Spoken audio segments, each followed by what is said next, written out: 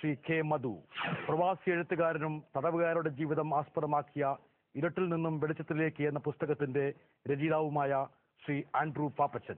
എഴുത്തുകാരിയും സാമൂഹ്യ പ്രവർത്തകയുമായ ശ്രീമതി വിമല മേനോൻ. ഷൊർണൂരിൽ ട്രെയിൻ യാത്രക്കിടെ കൊല്ലപ്പെട്ട സൗമ്യയുടെ അമ്മ സുമതി. തിരുവനന്തപുരം പൂജപ്പുര സെൻട്രൽ ജയിലിലെ ജയിലറായ ശ്രീ AG സുരേഷ്. ഇതോടൊപ്പം ഈ ചർച്ചയുടെ ഇതിവൃത്തമായ ജയിലിലെ തടവുകാർ.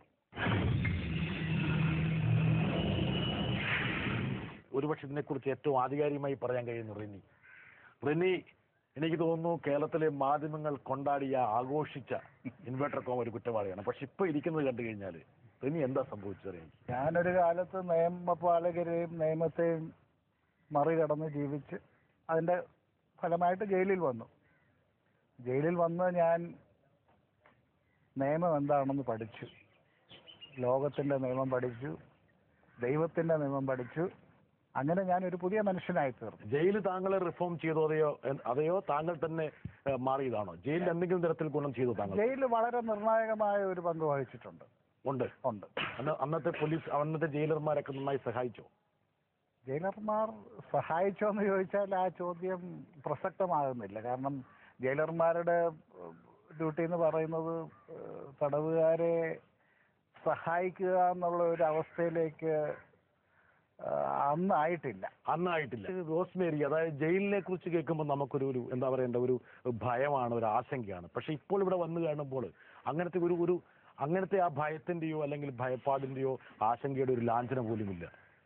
അതെന്താന്ന് ജോൺ, ഞാൻ എപ്പോഴും ഇങ്ങനെ ജയിലിലൊക്കെ പെട്ടവരുടെ മാനസികാവസ്ഥയൊക്കെ അപഗ്രഥിക്കുമ്പോഴേ ഇവരേതോ മുജ്ജന്മ കർമ്മത്തിന്റെ ഫലമായിട്ട് ഇവിടെ എത്തിച്ചേർന്നു, ഓരോ തെറ്റുകളൊക്കെ ചെയ്ത്. ഈ പുറത്ത് ജീവിക്കുന്ന നമ്മളുടെ സമൂഹം ഉണ്ടല്ലോ, നമ്മൾ എങ്ങനെയോ മനോനിയന്ത്രണം ചെയ്തും ഏതോ ഭാഗ്യത്താലും ഒക്കെ കുറ്റകൃത്യങ്ങളിൽ ചെന്ന് പെടാത്തതാ.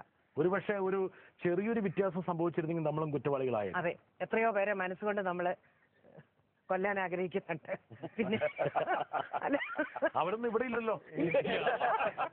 അല്ല, നിമിഷ നേരത്തേക്കെങ്കിലും നമ്മൾ ആഗ്രഹിച്ചു പോയിട്ടുണ്ട്. അപ്പൊ ഏതോ ഒരു ദൈവാനുഗ്രഹത്താൽ നമ്മൾ അങ്ങനെ ചെയ്തില്ല. അപ്പം ഇവരൊക്കെ ഇങ്ങനെ പറ്റിപ്പോയി. ഈ മനോനില തകരാറാകുന്നതിനെ കുറിച്ച് പറയുകയല്ലേ, ഒരു തലനാരിഴ വ്യത്യാസമുള്ള നോർമൽസിക്കും അബ്നോർമൽസിക്കും ഇടയ്ക്കുന്ന അതുപോലെ ഏതോ ഒരു തലനാരിഴ. എന്റെ സേതുരാമയ്യർ CBI എന്ന് പറയുന്ന ഒരു സിനിമ വളരെ പ്രശസ്തമായി ഓടിയ CBIയുടെ 3ാം ഭാഗമാണ്. അതിനകത്ത് കലാഭവൻ മണി ചെയ്ത ഒരു ക്യാരക്ടറുണ്ട്, ഒരു കുറ്റവാളിയാണ്. ആ കുറ്റവാളിയാണ് CBI ഓഫീസറെ സഹായിക്കുന്നത്. അപ്പോൾ മാനസാന്തരപ്പെട്ട, ഇത് പറഞ്ഞതിന്റെ ഭാഗമാണ്, മാനസാന്തരപ്പെട്ടതിന്റെ ഭാഗമായിട്ടാണ് ആ കഥാപാത്രം സഹായിക്കുന്നത് നമ്മൾ ആ സിനിമയിൽ കൊണ്ടുവന്നത്. അത് ഇവരുടെയൊക്കെ ഒരു മനസ്സിന്റെ ഭാഗമായിട്ട് നമ്മൾ കൊണ്ടുവന്നാണ്. ഇപ്പൊ ജയിലിൽ ഒരുപാട് പരിഷ്കാരങ്ങൾ സംഭവിച്ചുകൊണ്ടിരിക്കുകയാണ്. പക്ഷേ ജയിൽ സൂപ്രണ്ട് പ്രദീപ് എങ്ങനെ കാണുന്നു ഈ പരിഷ്കാരങ്ങളെ? താങ്കളുടെ ഈ പറഞ്ഞ പോലെ അനിവാര്യമായ മാറ്റമാണോ, അതെയോ താങ്കളെ പോലുള്ള ഉദ്യോഗസ്ഥന്മാർ ഏറ്റെടുത്ത് നടത്തുന്ന ഒരു മാറ്റമാണോ? ജയിലിലെ സമൂഹത്തിലെ എല്ലാ മേഖലയിലും ഉണ്ടാകുന്ന മാറ്റം, അതനുസരിച്ച് ജയിൽ വകുപ്പിലും ജയിലുകളിലും അതിന്റെ വ്യത്യാസം ഉണ്ടായിട്ടുണ്ട്. തടവുകാർക്ക് അന്തസ്സോടുകൂടി ജീവിക്കാനുള്ള ഒരു സാഹചര്യം ഉണ്ടാക്കി കൊടുക്കും. ഈ ജയിലിനെ കുറിച്ച് കേൾക്കുമ്പോൾ ഇനി പറഞ്ഞു, അന്നത്തെ കാലത്ത് ഈ പറഞ്ഞ പോലെ ജയിലർമാരും സൂപ്രണ്ടുമാരൊന്നും തടവുള്ളികളെ നവീകരിക്കാൻ വേണ്ടിയും അവരെ നന്നാക്കാൻ വേണ്ടിയൊന്നും അത്ര കണ്ട് ശ്രമിച്ചിരുന്നില്ല. ഇന്നുണ്ടാകാം എന്ന് റെനി പറഞ്ഞു. ഒരുപക്ഷെ അന്ന് റെനിക്കൊക്കെ കിട്ടിയ നടയടിയുടെ പശ്ചാത്തലത്തിലാണോ അങ്ങനെ പറഞ്ഞത്? അന്നത്തെ കാഴ്ചപ്പാടും ഇവിടുത്തെ കാഴ്ചപ്പാടും എല്ലാ മേഖലയിലും ജയിലിലും വ്യത്യാസപ്പെട്ടിട്ടുണ്ട്. അതിന്റെ ഭാഗമായിട്ടാണ് ജയിൽ വകുപ്പിൽ തന്നെ കേരള സംസ്ഥാന ജയിൽ വകുപ്പിൽ ജയിലുകളിൽ ഭയങ്കരമായൊരു വ്യത്യാസമാണ്. ഡെവലപ്മെന്റൽ ആക്ടിവിറ്റീസ് ധാരാളം നടക്കുന്നു. തെറ്റ് ചെയ്ത് ശിക്ഷ അനുഭവിച്ചു പുറത്തു പോകുമ്പോൾ അന്തസ്സോടുകൂടി സമൂഹത്തിലെ ഉത്തമ പൗരന്മാരായി ജീവിക്കുവാനും അന്തസ്സായിട്ട് കുടുംബം പുലർത്തുവാനും ഉള്ളൊരു സാഹചര്യം ജയിലുകളിൽ ഇപ്പോൾ ഉണ്ടാക്കി കൊടുക്കുന്നുണ്ട് എന്നുള്ളത്. നിഷാദ്, താങ്കളിപ്പം ശ്രീ മധുവിനെ പോലെ ജയിലിനെ പശ്ചാത്തലമാക്കി ഒരു സിനിമ നിർമ്മിച്ചുകൊണ്ടിരിക്കുകയാണ്. എന്താ അതിനൊരു പ്രചോദനമായി വന്നത്?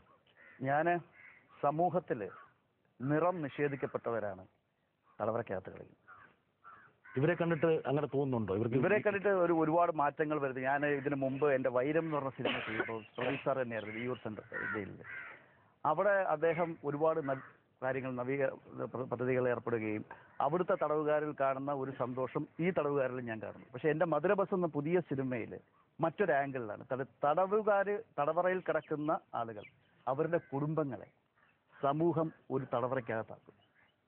സോ ആ ആംഗിളാണ് ഞാൻ എൻ്റെ സിനിമയിൽ കൊണ്ടുവരാൻ ആഗ്രഹിക്കുന്നത്. ശ്രീ ആൻഡ്രൂ പാപ്പച്ചൻ വളരെ പ്രസിദ്ധനായ ഒരു സാമൂഹ്യ പ്രവർത്തനം കൂടിയാണ്. അദ്ദേഹം എഴുതിയൊരു പുസ്തകമുണ്ട്, ഇരുട്ടിൽ നിന്ന് വെളിച്ചത്തിലേക്ക്.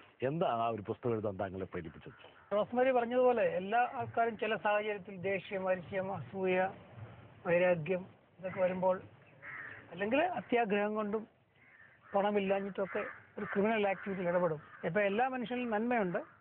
നന്മ ചിലപ്പോൾ എക്സ്പ്രസ് ചെയ്യാൻ സാധിക്കുന്നില്ല. ആരും കുറ്റവാളികളായിട്ട് ജനിക്കുന്നില്ല എന്നുള്ളതാണ്.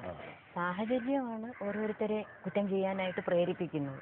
അത് വളരെ ഇമ്പൾസീവായിട്ട് ഒരു നൈമിഷികമായിട്ടുള്ള ഒരു ചാഞ്ചല്യം കൊണ്ട് ചെയ്യുന്നവരായിരിക്കും. പക്ഷെ അത് കഴിഞ്ഞാൽ പിന്നെ അതിനെ ഓർത്ത് അവർ സങ്കടപ്പെടുകയാണെങ്കിൽ ശരിക്കും ഒരു മാനസാന്തരത്തിനുള്ളൊരു സ്കോപ്പുണ്ട്.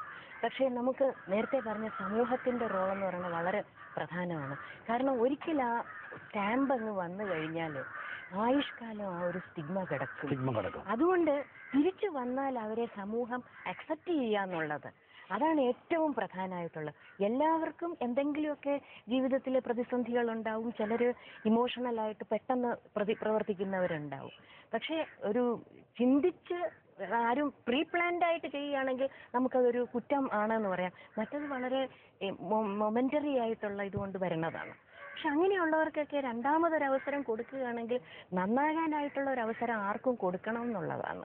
ഒരുപക്ഷെ ജീവിതത്തിൽ ഈ പറഞ്ഞ ചില ആൾക്കാരുടെ ക്രിമിനൽ ആക്ടിവിറ്റി കൊണ്ട് ദുരിതം അനുഭവിക്കുന്ന ആൾക്കാരുണ്ട്. ഇപ്പം നമ്മുടെ ഷാരിയുടെ അച്ഛൻ സുരേന്ദ്രൻ എങ്ങനെ കാണും തടവുപുള്ളികളെ ഇതുപോലെ ലാളിച്ച് വളർത്തണം? എന്താ താങ്കൾ ഉദ്ദേശിക്കുന്നത്? കുറ്റവാളികൾ എന്നും കുറ്റവാളികൾ തന്നെയാണ്. അവരെ ഒരിക്കലും ഞാൻ അവരെ ഇതാക്കി പറയല്ല. കുറ്റം ചെയ്തവർ തീർച്ചയായിട്ടും അവർ ശിക്ഷ അനുഭവിച്ചിരിക്കണം. ഇപ്പോൾ സാർ തന്നെ പറഞ്ഞു, അദ്ദേഹം ശിക്ഷ അനുഭവിച്ചു, അദ്ദേഹം നന്നായിട്ടുണ്ട്. പക്ഷേ 7 വർഷമായിട്ട് ഞാൻ അനുഭവിക്കുന്ന വേദനകൾ, ഞാൻ ഈ സമൂഹത്തിൽ ഇറങ്ങി നടക്കുന്നത്, എന്നെ ജനങ്ങൾ കാണുന്നത്, അത് എല്ലാവരും മനസ്സിലാക്കണം. അപ്പോൾ ഈ തടവുകാർക്ക് നല്ല കൊടുക്കണമെന്ന് ഞാൻ പറഞ്ഞില്ല, പക്ഷേ ഒരു പരിമിതി വിട്ടിട്ട് അവരെ സഹായിക്കാൻ പാടില്ല. സൗമ്യയുടെ അമ്മയാണ്. എന്താ സൗമ്യയുടെ അമ്മ എങ്ങനെ ഈ വിഷയത്തെ കാണുന്നു? തെറ്റ് ചെയ്ത് എന്തായാലും ശിക്ഷിക്കപ്പെടണം. ഗോവിന്ദൻ സ്വാമി അവൻ ശിക്ഷിക്കപ്പെട്ടേ പറ്റൂ. അതിൽ മാറ്റം ഉണ്ടാകാൻ പാടില്ല. ഇപ്പൊ ഇവരുടെ മനസ്സിൽ എന്തെല്ലാം മാറ്റങ്ങൾ വന്നു? എങ്ങനെയാണ് നിങ്ങൾ ഈ വിഷയത്തെ കാണുന്നത്? പറയൂ ചെറുപ്പക്കാരാ. തെറ്റുപറ്റിപ്പോയി. പശ്ചാത്താപം ഉണ്ടോ? തീർച്ചയായും. ജീവിതത്തിലേക്ക് തിരിച്ചു വന്ന് സാധാരണ ഒരാൾ ജീവിക്കുന്ന പോലെ ജീവിക്കണമെന്ന് ആഗ്രഹം ഉണ്ടോ? ഉണ്ട്. ഇപ്പൊ ചെയ്ത തെറ്റിനെ കുറിച്ച് ആലോചിക്കാറുണ്ടോ? ഓർത്ത് പശ്ചാത്തപിക്കാറുണ്ട്. എന്താ ചെയ്തത്?